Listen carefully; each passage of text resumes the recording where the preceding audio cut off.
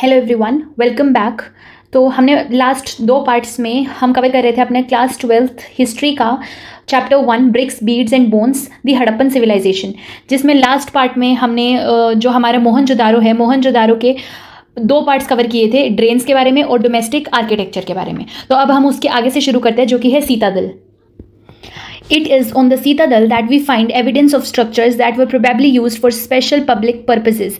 These include the warehouse, a massive structure of which the lower brick portions remain while the upper portions, probably of wood, decayed long ago, and the great bath. तो सीतादल के बारे में तो हमने अपनी last video में देख ही लिया था कि सीतादल क्या होता है, कि एक ऊंचा प्लेटफॉर्म या फिर फोर्टिफाइड एरिया जहां इंपॉर्टेंट बिल्डिंग्स होती थी। यहाँ आर्कियोलॉजिस्ट को ऐसे स्ट्रक्चर्स मिले हैं जो आम घरों के लिए नहीं है, बल्कि कुछ स्पेशल पब्लिक यूज़ के लिए बनाए गए थे, जैसे आज के ज़माने में कुछ टाउन हॉल या फिर स्टेडियम होते हैं, इस तरह से। सीतादल पर 2 इंपॉर्टेंट चीज़ें मिली हैं। सबसे पहला है वेयर हाउस। वेयर हाउस क्या है? एक बहुत बड़ा स्टोरेज हाउस है, स्टोर हाउस जिसे हम कह सकते हैं, जिसमें शायद अनाज या फिर कुछ सामान रखा जाता था। नीचे का जो पार्ट था वो ब्रिक से बना हुआ था, तो इसलिए अभी तक बचा हुआ है, लेकिन जो ऊपर का हिस्सा था वो लकड़ी का था, जो समय के साथ डीके हो गया, सड़ गया। सेकेंड जो इसमें है वो है ग्रेट बाथ। ग्रेट बाथ एक बहुत ही बड़ा और यूनिक पानी का टैंक है। The great bath was a large rectangular tank in a courtyard surrounded by a corridor on all 4 sides. There were 2 flights of steps on the north and south leading into the tank, which was made watertight by setting bricks on edge and using a mortar of gypsum. There were rooms on 3 sides in one of which was a large well. Water from the tank flowed into a huge drain. Across the lane to the north lay a smaller building with 8 bathrooms, 4 on each side of a corridor with drains from each bathroom connecting to a drain that ran along the corridor. तो अब इसमें देखो कि जो सीतादल है, सीतादल ने जो great bath है, ग्रेट बाथ एक बहुत बड़ा रेक्टेंगुलर टैंक था, कि जैसे इस तरीके से कहाँ दिखाऊँ मैं, ये एक रेक्टेंगुलर टैंक था इस तरीके से, ठीक है। और ये जो रेक्टेंगुलर टैंक था, जो एक कोर्टयार्ड के बीच में था, कि एक कोर्टयार्ड है, ये पूरा कोर्टयार्ड है, और कोर्टयार्ड के बीच में ये हमारा रेक्टेंगुलर टैंक है। कोर्टयार्ड के चारों तरफ एक कॉरिडोर, मतलब कवर्ड जो वॉकवे होता है वो था, जैसे एक छटा हुआ रास्ता जो टैंक के चारों ओर घूमता हो। तो इस तरीके से जैसे एक ये रास्ता सा होता है ना, ये कॉरिडोर था इसके चारों तरफ, कोर्टयार्ड के चारों तरफ ऐसे कॉरिडोर था। टैंक में उतरने के लिए, जैसे टैंक के अंदर जाना है तो यहाँ पे नॉर्थ डायरेक्शन, मान लो ये नॉर्थ है और ये साउथ है, तो नॉर्थ और साउथ डायरेक्शन में हमें सीढ़ियाँ मिलती हैं इस टैंक के अंदर आने के लिए, ठीक है। तो पानी में ले जाने के लिए ये होती थी। टैंक को लीक प्रूफ बनाने के लिए, ताकि ये जो पानी है ये लीक ना हो जाए, इसके लिए ब्रिक्स को एक स्पेशल तरीके से एज पर लगाया जाता था, कि कोनों पे अच्छे से, मतलब स्पेशल तरीके से ब्रिक्स को लगाया जाता था, और जो जॉइंट्स हैं वहाँ पे जिप्सम मोटार से सील कर दिया जाता था। तो ये चीज़ याद रखना कि जिप्सम का यूज़ होता था उसको वाटर टाइट करने के लिए, ठीक है, वाटर प्रूफ बनाने के लिए जिप्सम मोटार का यूज़ किया जाता था। जिप्सम एक मिनरल होता है जो वाटर प्रूफिंग में हेल्प करता है, उससे इसको सील कर दिया जाता था। उसके बाद टैंक के 3 साइड्स पर रूम होते थे, कि जैसे ये टैंक है, टैंक के 3 साइड्स में, इस साइड में मान लो, इस साइड में और इस साइड में, यहाँ पे हमारे होते थे रूम्स। और इसमें से एक रूम जो होता था उसमें एक बहुत बड़ा कुआं होता था, जो शायद पानी सप्लाई करने के लिए होता था, कि लेट सपोज ये वाला रूम है और इस रूम में एक कुआं होता था, और इस कुएं से ही इस टैंक में वाटर सप्लाई किया जाता था। उसके बाद टैंक का जो एक्स्ट्रा पानी है वो एक बड़े ड्रेन के थ्रू बाहर जाता था। इसका मतलब है कि यहाँ पे प्रॉपर ड्रेनेज सिस्टम था, तो यहाँ पे ड्रेन भी बनाया जाता था, जिससे जो पानी है, एक्स्ट्रा पानी है, वो बाहर चला जाता था। नॉर्थ साइड एक छोटी बिल्डिंग थी जिसमें 8 बाथरूम्स थे, जैसे ये हमने नॉर्थ साइड ली थी, तो यहाँ पे एक छोटी सी बिल्डिंग भी होती थी जिसके अंदर 8 बाथरूम्स होते थे, 4 इस साइड, जैसे 4 इस साइड और 4 इस साइड, तो ऐसे 8 बाथरूम्स होते थे, हर साइड पर 4। इन बाथरूम्स के जो ड्रेन है, ये एक मेन जो कॉरिडोर ड्रेन है उसी से कनेक्टेड थे। जैसे यहाँ पे भी एक ड्रेन था, लेट सपोज यहाँ ड्रेन है, यहाँ से पानी निकल रहा है, तो जो मेन ड्रेन है इसी से इनके ड्रेन्स को भी कनेक्ट कर दिया जाता था, कि जैसे ये ड्रेन आ रहा है, यहाँ से इनको कनेक्ट कर दिया, 8 बाथरूम के ड्रेन को कनेक्ट कर दिया जाता था। The uniqueness of the structure as well as the context in which it was found, the citadel with several distinctive buildings, has led scholars to suggest that it was meant for some kind of special ritual bath. तो जो great bath का design बहुत ही unique था, और ये सीतादल के बीच में था जहाँ मतलब बाकी स्पेशल बिल्डिंग्स भी थी, इसलिए स्कॉलर्स का मानना ये है कि ये किसी रिलीजियस या फिर रिचुअल बाथ के लिए यूज़ होता होगा, शायद कोई फेस्टिवल पे, त्यौहार पे, या फिर कोई स्पेशल सेरेमनी के टाइम पे। और हमें यहाँ पे कुछ ग्रेन्स के पीसेस भी मिले हैं ग्रेट बाथ में, तो इसलिए भी इसको कंक्लूड किया जाता है कि हो सकता है किसी रिचुअल प्रैक्टिस के लिए ही यूज़ किया गया हो। Tracking social differences. तो सोशल डिफरेंसेस अगर हमें ये देखना है कि सोसाइटी में कुछ सोशल डिफरेंसेस थे, अपर लोअर जो कास्ट जैसे होते हैं, कास्ट सिस्टम नहीं पर सोसाइटी को डिवाइड किया गया था, तो हम उसमें सबसे पहले देखते हैं ब्यूरियल्स। तो archaeologists generally use certain strategies to find out whether there were social और economic differences amongst people living within a particular culture. These include studying burials. You are probably familiar with the massive pyramids of Egypt, some of which were contemporaneous with the Harappan civilization. तो यहाँ पे archaeologist जो हैं वो burials के help से social differences का पता लगाने की कोशिश करें कि सोसाइटी में रिच पुअर या हाई लो क्लास डिफरेंसेस थे या फिर नहीं. तो जैसे इजिप्ट के जो बड़े बड़े पिरामिड्स हैं उनको हम देखते हैं तो ये मोस्टली किंग्स रॉयल्स के टॉम होते थे, जिसमें बहुत मतलब जो दौलत वगैरह है वो सब कुछ दफन की जाती थी. कि पिरामिड्स हैं उसके अंदर डेड बॉडी के साथ बहुत ज़्यादा दौलत उसमें हमें मिलती है, बहुत ज़्यादा ऑर्नामेंट्स हमें मिलते हैं. तो ये हड़प्पन सिविलाइजेशन के सेम टाइम पीरियड में ही था कि उस टाइम पे कुछ एक वहाँ पे जो ब्यूरियल्स हैं, जो पिरामिड्स हैं वो हड़प्पन टाइम के ही कंटेम्प्रेरी हैं, मतलब उन्हीं के टाइम के हैं. At burials in Harappan sites the dead were generally laid in pits. तो हड़प्पन कल्चर में जो डेड बॉडीज है उसको ज़मीन में खड्डा खोद दिया जाता था. पिट क्या होता है, ज़मीन के अंदर खड्डा. तो ज़मीन में खड्डा खोद के उसके अंदर डेड बॉडीज को दफन करते थे. Sometimes there were differences in the way the burial pit was made. In some instances the hollowed out spaces were lined with bricks. Could these variations be an indication of social differences? We are not sure. तो कभी कभी burial पिट special तरीके से बनाया जाता था कि सबसे पहले खड्डा तो कर दिया पर उसको ब्रिक से लाइन भी कर देते थे कि प्रॉपर एक हार्ड सा स्ट्रक्चर बन गया. तो ये शायद सोशल स्टेटस का डिफरेंट दिखाता हो, लेकिन आर्कियोलॉजिस्ट जो है वो श्योर नहीं है इस चीज को लेके. Some graves contain pottery and ornaments perhaps indicating a belief that these could be used in the afterlife. तो कुछ कभी कभी जो ग्रेव्स हैं उसमें पोट्री मिलती है, जो मिट्टी के बर्तन है वो मिलते हैं, और कुछ ऑर्नामेंट्स मिलते हैं, गहने मिलते हैं. शायद लोग बिलीव करते थे कि जो डेड पर्सन है उसके मरने के बाद जो उसकी आफ्टर लाइफ है उसमें ये चीज़ें उनके काम आएँ. Jewelry has been found in burials of both men and women. In fact, in the excavations at the cemetery at Harappa in the mid-1980s, an ornament consisting of 3 shell rings, a jasper bead, and hundreds of micro beads were found near the skull of a male. तो Harappans जो थे वो main और women दोनों की Graves में jewellery रखते थे. मतलब कभी कभी, नॉट ऑलवेज, मतलब ज्वेलरी सिर्फ वुमेन के लिए नहीं थी, मेन के लिए भी थी. और ऐसा एक एग्जांपल हमें हड़प्पा की एक सिमेट्री में मिला है 1980s में. एक मेल स्कल के पास हमें कुछ चीज़ें मिली है कि मेल की स्कल है उसके पास हमें 3 शेल रिंग्स मिली, एक जेस्पर की बीड मिली और हंड्रेड्स ऑफ माइक्रो बीड्स मिले. तो ये 3 चीज़ें याद रखनी है कि 3 शेल रिंग्स मिली थी, एक जेस्पर की बीड मिली थी और हंड्रेड्स ऑफ माइक्रो बीड्स मिले थे. तो ये एक इंपॉर्टेंट फाइंड था. कुछ इंस्टेंसेज में देखो, in some instances the dead were buried with copper mirrors. तो कॉपर मिरर्स के साथ भी दफनाया जाता था. ये एक कॉपर मिरर है तो ये भी हमें डेड बॉडी के साथ मिला है. But on the whole it appears that the Harappans did not believe in burying precious things with the dead. तो ये कुछ एक बहुत कम जगह पे मिला. तो ओवरऑल हमें ये लगता है कि जो हड़प्पन्स हैं वो इजिप्ट की तरह बहुत प्रेशियस चीज़ों को दफन नहीं करते थे. Looking for luxuries. Another strategy to identify social differences is to study artifacts, which archaeologists broadly classify as utilitarian and luxuries. तो यहाँ पे क्या होता है कि जो हमारे आर्कियोलॉजिस्ट हैं उन्होंने 2 अलग अलग क्लासिफिकेशंस करी हैं कि 2 तरह के यूज़ होते हैं. मान लो हमारे घर पे भी बर्तन होते हैं. एक तो सेट होता है बर्तन का जो हम हर रोज़ यूज़ करते हैं, और एक ऐसा सेट होता है जो हम कभी यूज़ नहीं करते और हमारी मम्मी कहती है कि भाई कोई खास मेहमान आएगा तब हम उनको यूज़ करेंगे. तो इसी तरह का वहाँ पर भी होता था कि कुछ तो यूटिलिटेरियन है जो नॉर्मली यूज़ होता है, कुछ लग्जरीज हैं, कुछ महंगे आइटम्स हैं. तो उनको स्टडी करके भी हमें सोशल डिफरेंसेस के बारे में पता चलता है कि जहाँ पे हमें लग्जरी आइटम्स मिले हो सकता है वो लोग अमीर होंगे, और जहाँ पे हमें नॉर्मल सिंपल सोबर आइटम्स मिले हो सकता है वो ज़्यादा अमीर ना हों. तो जो आर्टिफैक्ट्स जैसे यूटिलिटेरियन क्या होता है, यूटिलिटेरियन होता है जो रोज़ काम आने वाली चीज़ें होती हैं, और लग्जरीज होते हैं जो रेयर हैं, कॉस्टली है या फिर उन्हें बनाने में मुश्किल होती हो, इस तरह के आइटम्स.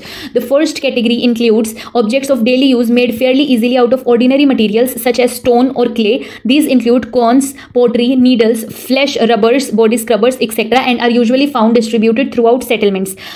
तो यूटिलिटेरियन जो है, यूटिलिटेरियन के एग्जाम्पल्स क्या हैं? जो स्टोन और क्ले, स्टोन से पत्थर और क्ले तो बहुत इजीली मिल जाते हैं, तो इससे बने हुए कॉर्न्स हैं. कॉर्न्स क्या होते हैं? जो ग्रेन ग्राइंडर होते हैं, हमने पहले देखा भी था ना, ग्रेन को ग्राइंड करने के लिए होता है. पोट्री मिली है, नीडल्स, बॉडी स्क्रबर्स वगैरह हैं. तो ये हर जगह सेटलमेंट्स में मिलते हैं कि नॉर्मली ये मिल जाते हैं. Archaeologist assume objects were luxuries if they are rare or made from costly non-local materials or with complicated techniques.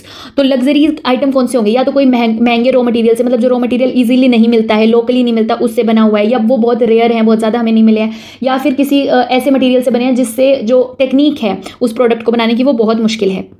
तो लग्जरी का क्राइटेरिया यही है कि या तो रेयर मिलता है, या नॉन लोकल कॉस्टली मटेरियल से बना है, या फिर बनाने की टेक्नोलॉजी कॉम्प्लिकेटेड है. उसके बाद 10 little pots of faience. Faience क्या होता है? फैंसी होता है a material made of ground sand और silica mixed with colour and gum and then fired were probably considered precious because they were difficult to make. तो क्या होता है कि जो फैंसी है, ये एक एग्जांपल है, हमने पहले देखा था ना कि बनाने में टेक्नोलॉजी कॉम्प्लिकेटेड है। तो फैंसी क्या होता है कि सिलिका प्लस उसमें कलर डाल दिया जाता है और गम डाल दिया जाता है, इन तीन चीज़ों का मिक्स होता है, सिलिका प्लस कलर प्लस गम, ठीक है। तो इससे बनने वाली जो चीज़ होती है उसको हम कहते हैं फैंसी। तो यहाँ पे इससे पोर्ट्स बनाते थे, छोटे छोटे पोर्ट्स बनाते थे, ये प्रेशियस थे क्योंकि इनको बनाना बहुत मुश्किल था। फिर the situation becomes more complicated when we find what seem to be articles of daily use such as spindle whorls made of rare material such as faience. Do we classify these as utilitarian और luxuries? तो problem तब होती है जब एक रोज use होने वाली चीज़, जो डेली यूज की चीज़ है, जैसे स्पिंडल होल है, वो रेयर मटेरियल जैसे फैंसी से बनी हो, तब डिसाइड करना मुश्किल हो जाता था कि भाई ये लग्जरी आइटम है या फिर यूटिलिटेरियन है। तो if we study the distribution of such artifacts, we find that rare objects made of valuable materials are generally concentrated in large settlements like Mohenjo-daro and Harappa, and are rarely found in the smaller settlements. For example, miniature pots of fancy, perhaps used as perfume bottles, are found mostly in Mohenjo-daro and Harappa, and these are none from the small settlements like Kalibanga. Gold too was rare, and as at present probably precious. All the gold jewelry found at Harappan sites was recovered from hoards. तो distribution study से हमें पता चलता है कि जो rare चीज़ें हैं वो मोस्टली बड़े सेटलमेंट्स जैसे मोहनजोदारो और हड़प्पा में होती हैं। स्मॉल सेटलमेंट जैसे कालीबंगा है, वहाँ पे हमें नहीं मिलते हैं, मतलब बहुत ज़्यादा। फॉर एग्जाम्पल जो फैंसी के टाइनी पोर्ट्स थे, कि जैसे ये एक पोर्ट है, ये फैंसी से बना है, तो ऐसे छोटे छोटे पोर्ट्स होते थे जो शायद से परफ्यूम बोटल्स हो सकते हैं। आर्कियोलॉजिस्ट उन्हें परफ्यूम बोटल्स कहते हैं। वो हमें सिर्फ मोहनजोदारो और हड़प्पा में मिले हैं, कालीबंगा में एक भी नहीं मिला क्योंकि वो स्मॉल सेटलमेंट थी। और जो गोल्ड ज्वेलरी है वो भी रेयर थी, और जो भी मिला है वो होर्ड्स में मिला है। होर्ड्स क्या होते हैं? सीक्रेट स्टोर्ड कलेक्शंस होते हैं। हम अभी देखते हैं होर्ड्स क्या होते हैं। तो देखो, hoards are objects kept carefully by people, often inside containers such as pots. Such hoards can be of jewelry or metal objects saved for reuse by metal workers. If for some reason the original owners do not retrieve them, they remain where they are left till some archaeologist finds them. तो देखो, hoards का मतलब है कि चीज़ें जो लोग बहुत संभाल के रखते हैं, यूजुअली कंटेनर्स जैसे मटके, पोर्ट्स के अंदर, इनके अंदर चीज़ों को संभाल के रखा जाता है। तो ये चीज़ें अक्सर बहुत वैल्यूएबल होती हैं, जैसे ज्वेलरी होगी, गहने, या फिर मेटल ऑब्जेक्ट्स है। जैसे मान लो ये एक कंटेनर है, पोर्ट है, इसके अंदर जो भी ये इंपॉर्टेंट मटेरियल रखा हुआ था, ये ज्वेलरी है या जो भी चीज़ें, ये इसके होर्ड्स हैं, ठीक है। तो ये डेफिनेशन आप याद रख लेना। मेटल ऑब्जेक्ट्स को भी कभी कभी मेटल वर्कर्स रीयूज करते थे, मेल्ट करके नए टूल्स, वेपन्स या ज्वेलरी बनाने के लिए, इसलिए वो इन चीज़ों को स्टोर करके रखते थे। तो आर्कियोलॉजी का कनेक्शन क्या है कि कभी कभी ओनर्स वापस आके जो अपना होर्ड है वो ले जाने नहीं आते थे, तो शायद कोई वॉर, माइग्रेशन या डेथ की वजह से, तो वो वहीं छुपे या फिर छोड़ दिए जाते थे। सदियों बाद जब आर्कियोलॉजिस्ट एक्सकेवेट करते थे तो वो होर्ड्स मिल जाते हैं। तो एग्जाम्पल या फिर एक इमेज बनाओ अपने माइंड में कि सोचो एक मटके के अंदर सोना चांदी के गहने या फिर कॉपर टूल्स रखे गए हैं, धूल मिट्टी में दब गए हैं बिल्कुल, ओनर कभी लौट के ही नहीं आया जिसने उन चीज़ों को रखा था, और हजारों साल बाद एक आर्कियोलॉजिस्ट उस मटके को निकाल लेता है, तो वो हमारा होर्ड होता है। Finding out about craft production, locate Chanhudaro on map 1। तो हम देख लेते हैं। तो देखो, यहाँ पे है हमारा चन्हू-दारो, कैन यू सी दिस? ये राजस्थान का एरिया है, और राजस्थान के इधर पाकिस्तान में यहाँ पे है हमारा चन्हू-दारो। This is a tiny settlement as compared to Mohenjo-daro, almost exclusively devoted to craft production, included bead making, shell cutting, metal working, seal making, and weight making. The variety of materials used to make beads is remarkable. Stones like carnelian, fancy, and terracotta or burnt clay. Some beads were made of 2 or more stones cemented together, some of stone with gold caps. The shapes were numerous, disc-shaped, cylindrical, spherical, barrel-shaped, segmented. Some were decorated by incising or painting, and some had designs etched onto them. तो देखो, जो चन्हू-दारो है जो हमने अभी अभी देखा है, ये सिर्फ 7 हेक्टेयर्स की है, जबकि जो मोहनजोदारो हमने पहले देखा था ये 125 हेक्टेयर्स का था। तो ये कितना छोटा है, लेकिन इसकी स्पेशलिटी क्या है कि ये जगह ऑलमोस्ट पूरी तरह से क्राफ्ट प्रोडक्शन के लिए ही फेमस थी। तो अगर कहीं पे भी क्वेश्चन क्राफ्ट प्रोडक्शन से रिलेटेड आते तो वहाँ चन्हू-दारो तो याद रखना ही रखना है। यहाँ पे बीड्स, जो मोती हैं वो बनते थे, शेल कटिंग होती थी कि जो शेल, समुद्री शेल जो मिलते हैं उनसे कुछ चीज़ें बनाते थे, मेटल वर्किंग होती थी, सील मेकिंग होती थी, वेट मेकिंग होती थी, और जो बीड्स वगैरह बनाते थे उसके लिए अलग अलग तरह के मटीरियल्स का यूज़ करते थे। जैसे कुछ स्टोन्स, कोई कार्नेलियन हो गया जो रेड स्टोन है, जेस्पर हो गया, क्रिस्टल हो गया, क्वार्ट्स, स्टिएटाइट एक सॉफ्ट स्टोन होता है तो इनका यूज़ कर लेते थे। स्टोन्स के अलावा मेटल्स का यूज़ करते थे जैसे कॉपर, ब्रॉन्ज, गोल्ड, और कुछ अदर चीज़ें भी होती थी स्टोन्स और मेटल्स के अलावा, जैसे शेल हो गए, फैंसी या फिर टेराकोटा जो बर्न्ट क्ले होता है, ये सब चीज़ें होती थी। और कुछ बीड्स 2 या फिर 2 से ज़्यादा स्टोन्स से बनाए जाते थे और फिर सीमेंट से उनको चिपका दिया जाता था। कुछ बीड्स में स्टोन और उसके साथ स्टोन से बनाते थे और उस पर गोल्ड कैप्स लगा देते थे। उसके बाद इनकी जो शेप्स होती थी, शेप्स भी अलग अलग होती थी, जैसे डिस्क शेप्ड है, सिलेंड्रिकल है, स्फेरिकल, बैरल शेप्ड, सेगमेंटेड, इस तरह की। इनको डेकोरेट किया जाता था या तो इंसाइजिंग से, इंसाइजिंग क्या होता है, कार्विंग, उस पर मतलब लिखना, खुरच खुरच के लिखना, एंड या फिर उस पर कुछ डिज़ाइंस बना दिए जाते थे, पेंटिंग कर दी जाती थी। इसकी अलग अलग टेक्निक्स होती थी। देखो, techniques for making beads differed according to the material. Steatite, a very soft stone, was easily worked. Some beads were mounted out of a paste made with steatite powder. This permitted making a variety of shapes, unlike the geometrical forms made out of harder stones. How the steatite microbead was made remains a puzzle for archaeologists studying ancient technology. तो देखो, steatite जो होता है वो एक soft stone होता है, तो इससे इजीली शेप ले जा सकती है। तो स्टेटाइट का पाउडर बनाते थे और उसके पेस्ट से माउंड किया जाता था, ठीक है, माउल्ड किया जाता था, मोल्ड जो है वो बना देते थे। मोल्ड किससे बनाते थे? स्टेटाइट के पेस्ट से। फिर उससे अलग अलग शेप्स पॉसिबल हो पाती थी, पर जो हार्ड स्टोन्स थे उससे सिर्फ ज्योमेट्रिकल फॉर्म्स ही बन पाती थी। स्टेटाइट माइक्रोबीड कैसे बनाई जाती थी, ये अभी भी आर्कियोलॉजिस्ट के लिए एक मिस्ट्री है कि माइक्रोबीड स्टेटाइट से वो कैसे बनाते थे। Archaeologists' experiments have revealed that the red color of carnelian was obtained by firing the yellowish raw material and beads at various stages of production. Nodules were chipped into rough shapes and then finally flaked into the final form. Grinding, polishing, and drilling completed the process. Specialized drills have been found at Chanhudaro, Lothal, and more recently at Dholavira. If you locate Nageshwar and Balakot on map 1, you will notice that both settlements are near the coast. These were specialized centers for making shell objects, including bangles, ladles, and inlay, which were taken to other settlements. देखो, अब पहले हम अभी ये देख लेते हैं कि कार्नेलियन से क्या टेक्निक होती थी, कार्नेलियन से कैसे प्रोडक्ट्स बनते थे। तो कार्नेलियन का जो रेड कलर टेक्निक थी कि रॉ मटेरियल होता था येलोइश कलर का, उसको फायर करके रेड कलर बनाते थे। उसमें प्रोसेस क्या होती थी कि जो नोड्यूल है, जो स्टोन का पीस है, उसको रफ शेप में चिप करते थे। उसके बाद फाइन फ्लेकिंग से फाइनल शेप बनाते थे। फिर ग्राइंडिंग, पॉलिशिंग और ड्रिलिंग से वो जो प्रोडक्ट है वो कंप्लीट होता था। स्पेशलाइज्ड ड्रिल्स भी हमें मिली हैं, कहाँ मिली हैं? चनुदारो, लोथल और धोलावीरा में। तो देखो, ये था चनुदारो, ठीक है, यहाँ पे है धोलावीरा और यहाँ पे है लोथल। तो चनुदारो, धोलावीरा और लोथल, इन तीनों जगह पे हमें स्पेशलाइज्ड ड्रिल्स मिली हैं। ये याद रखना है कि ये हमें स्पेशलाइज्ड ड्रिल्स मिली हैं यहाँ पे।